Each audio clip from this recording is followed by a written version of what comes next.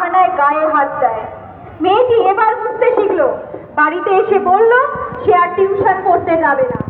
মেয়েটার বয়স আজকে সারা পশ্চিমবঙ্গ যাচ্ছে, আমরা কতটা যাচ্ছে হয়তো জানি না।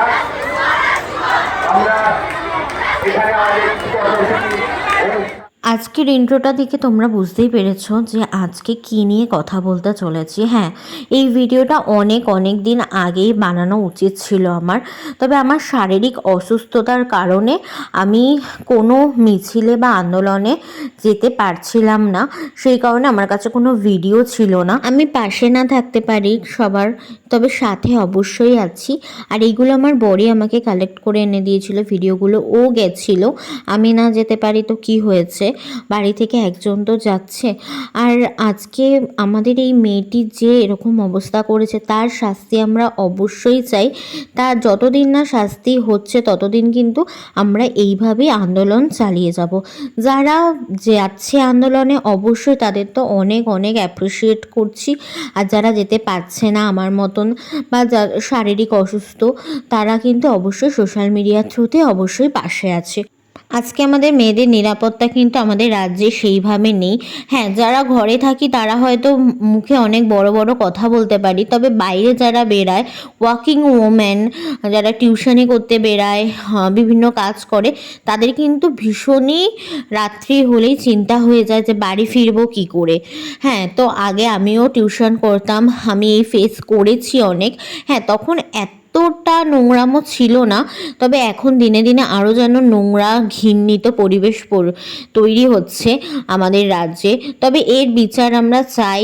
উই ওয়ান্ট জাস্টিস ফর আরজি কর।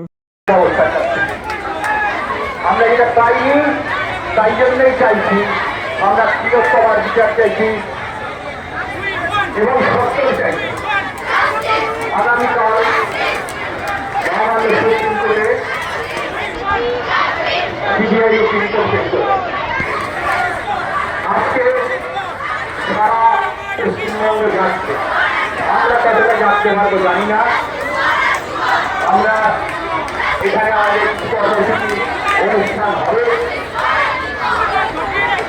রাষ্ট্রলীগের ডাকে যে নাগরিক মিছিল বা ৩৭৭ মাত্র শেষ হয়ে শুরু হবে আমাদের কিছু অনুষ্ঠান।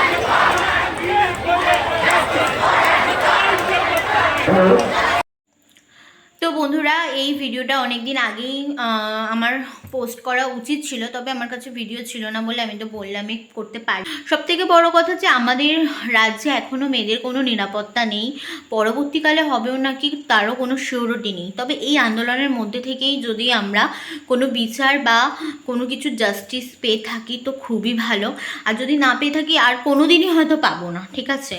তো এই কথাগুলো আমি কোনো রাজনীতি বা কোনো কিছু বিষয় নিয়ে বলছি না, বলতে চাই না, বিকজ অফ রাজনীতি আমি একদমই পছন্দ করি না। তো যাই হোক, আমাদের কদিন পরে দুর্গাপুজো।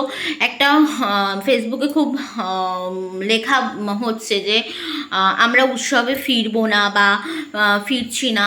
তবে না, আমি বলবো সবাই উৎসবে ফেরো, রোজগার চলে। তো সেই কারণে অবশ্যই আমাদের উৎসবে ফিরতে হবে, তবে আন্দোলনও আমাদের চালিয়ে যেতে হবে। তো এইটুখানি ছিল আজকের ভিডিওটা। অবশ্যই ভালো লাগলে একটা লাইক করে দিও আর চ্যানেলটাকে সাবস্ক্রাইব করে দিও। নতুন ভিডিও আসলে অবশ্যই তোমরা যাতে দেখতে পারো। চলো টাটা, দেখা হবে একটা নেক্সট ভিডিওতে।